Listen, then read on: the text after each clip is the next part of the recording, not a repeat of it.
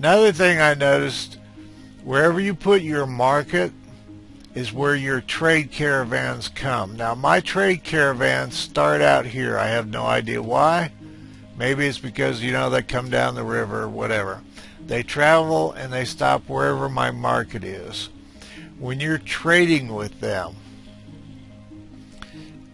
some of them will buy mud, stone, bones, all kinds of crap. And it's a great way to make money because you want to build up money to buy magic weapons. And, you know, like I bought gold and silver.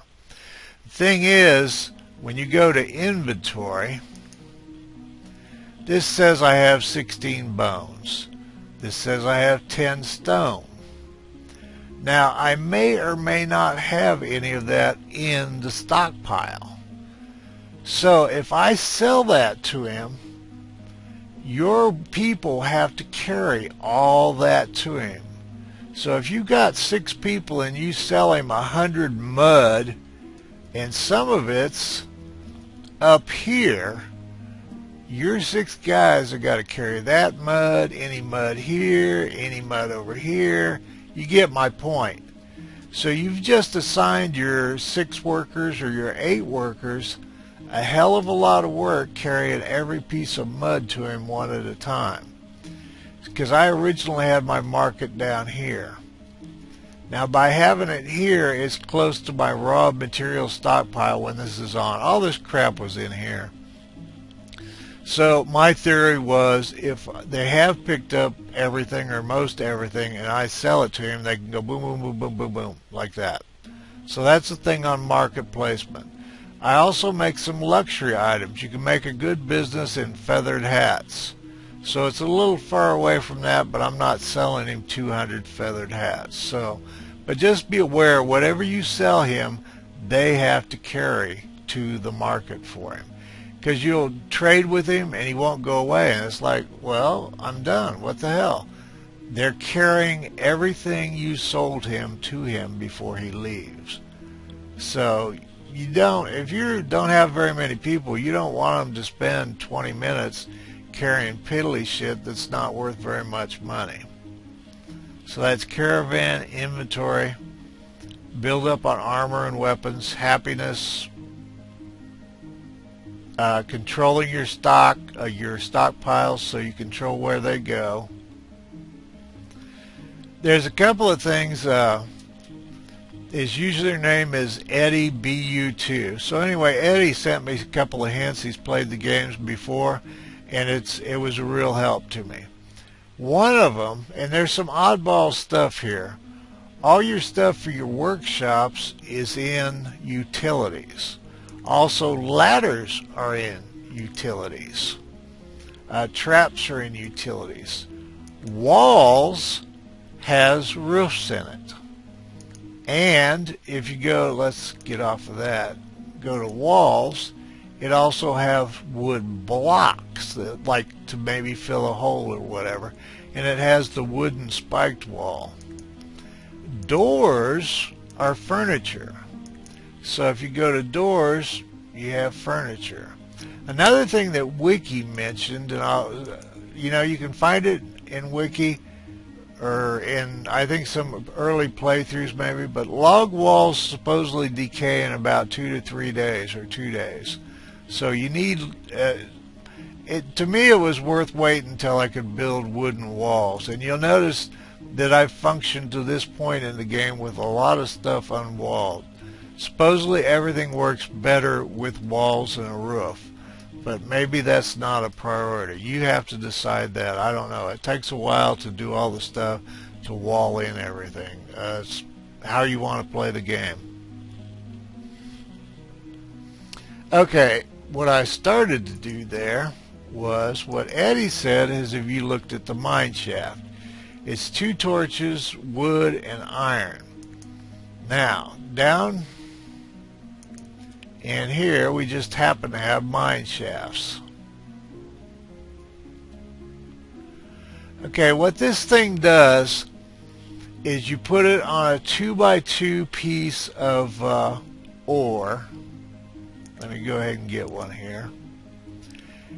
I don't have a big enough area to put one on. see if I can put. All right, if I put it there, what'll happen is they'll come.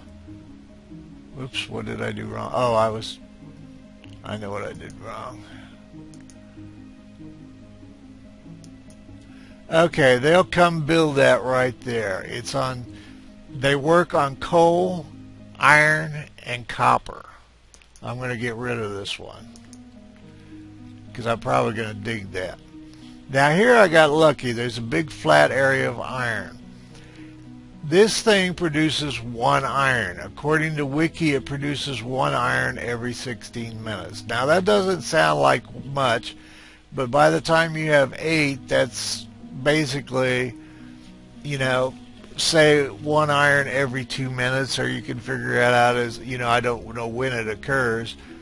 But basically, I'm getting 8 iron every 16 minutes, or 32 iron every hour. And if I hollowed out a level below this and then had another set of these, I don't know how tall they stand or anything like that. But anyway, you get my point. You can make an iron mine or a coal mine or a copper mine that never uses anything up, and it'll supply you for your whole game. But the townies have to come down here and pick the stuff up. And I'm behind on that. I just don't have enough townies. That's why that whole thing about happiness and all, and equipping them with weapons so they don't die. You can have townies come in and they can be dead within minutes of their arrival. So, anyway, Eddie suggested, like I said, have you looked at the Mineshaft? I looked at it, and now we have an iron mine. I also have just one doing coal. I do know it works on copper. If you put them on sand, you can't put them on sand. They won't mine sand. If you can't put them on gravel, they won't mine flint. According to Wiki, I have not tested this because I haven't found gold and silver deposits. They do not mine gold or silver, and I think it's because they make the uber weapons for the game, and they didn't want that to be easy, although by the time you get deep enough, I'm not sure how easy that'd be.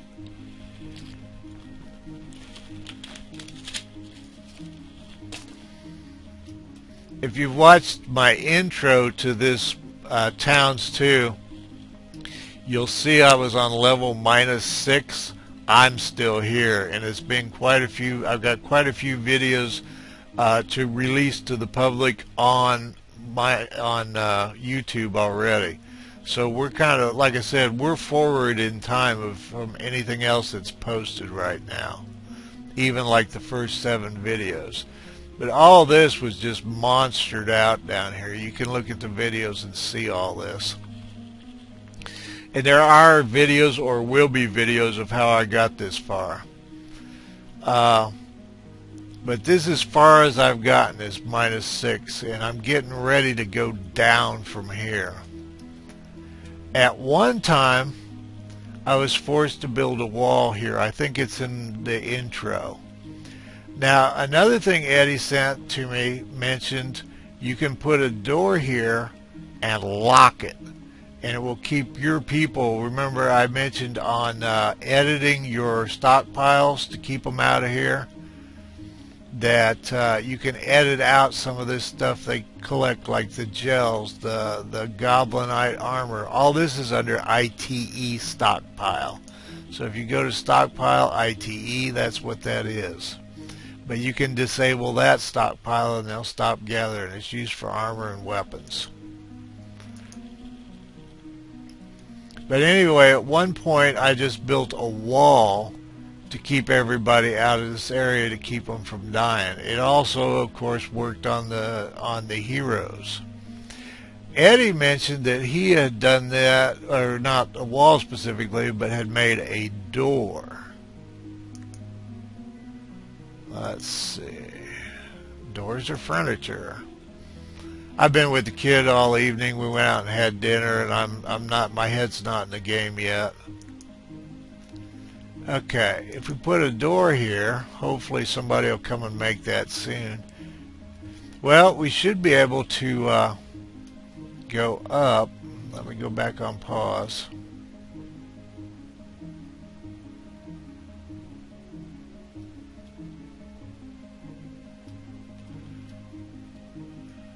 Okay, door. Okay, lock wooden door. There, you see that little padlock on it? What he said was it'll keep your villagers from going downstairs. That makes complete sense to me. I would add a note to that, though. Let me go ahead and unlock this. The video shows them walking through walls. So, but I know they can't do stuff like that in the dungeons. Ah, I know what I wanted to say. Okay, suppose I put a door here. Number one, you want to obviously make sure your heroes made it out. Unless you're a bad mayor, that's up to you. You certainly want to make sure that none of your townies are down here when you lock it.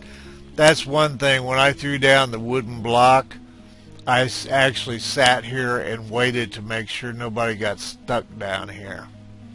According to Wiki on Doors, bad guys can break through doors if they are chasing an animal or a townie, and I would assume that means hero also.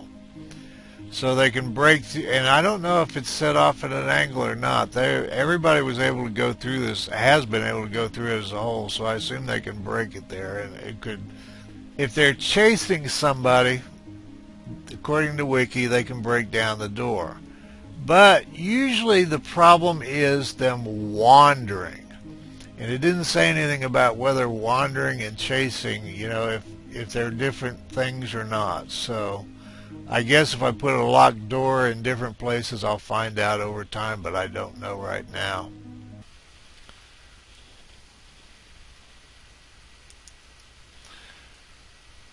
Just to make sure I've got clear strategy footage on some of this stuff. Human remains and human corpses spawn ghosts of heroes, and you can just destroy them like you can destroy anything in the game, or virtually anything. I assume anything. But it also gets rid of your people. You can either tell them not to. You can, by managing stockpiles, you can tell them not to go after human corpses or remains. Which I guess if they bring them back, you might be spawning ghosts from them, because it doesn't say they don't spawn them in. But ghosts, according to Wiki, spawn from human remains and corpses. Maybe if you gather them, you cause ghosts to spawn in your stockpile area, which I'd never given any thought to, because I've been disabling it lately just to keep them from going into Froggy Town. Not that there's an actual town for froggies. That was a bit of a joke. Another thing, actually, if instead of managing your stockpile to keep them from gathering stuff, you could actually destroy it. But some of this stuff is awful valuable, especially the ITE items, Hoblingite, Goblinite, Spiderite for armors and armor.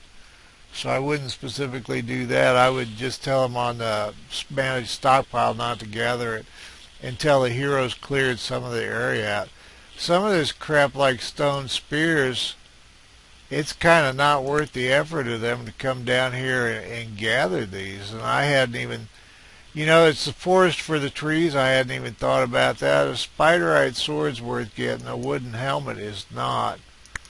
Also, sometimes when you do your... Now, these guys are all equipped because I've had them. But when you get an immigrant in and you do auto-equip, if he thinks the best weapon's in a dungeon, I think he will try to go get it. So you wind up with somebody unarmed and unarmored that you just told to equip down here trying to pick up stuff and dying. Now you can tell him to equip stuff. You can look in your stockpile or your chests and tell him to pick up stuff that that's not worth having either. You can have him just equip stuff that you have in stock upstairs, but with 3 or 4 guys, to do each individual item one at a time is kind of a, well, I don't care if they pick that up or not. They can pick it up. I don't care. But some of this stuff, I never even thought about it. Like I said, forests and trees. Some of it you could just get rid of. Well, that's a trip.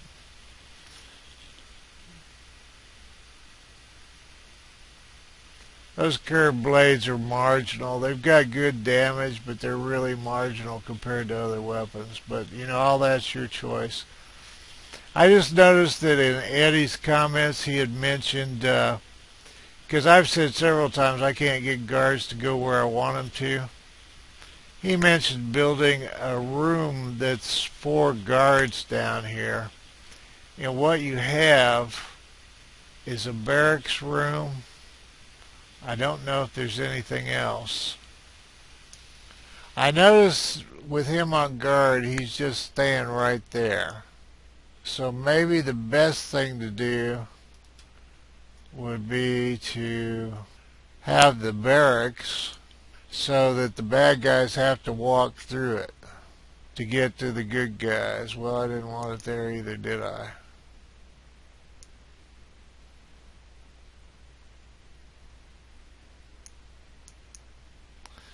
Alright, let's do it there.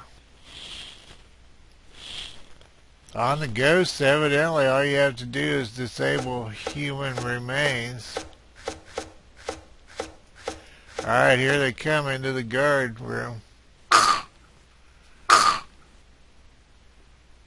Well, that was quick and sudden. Let's see how that worked.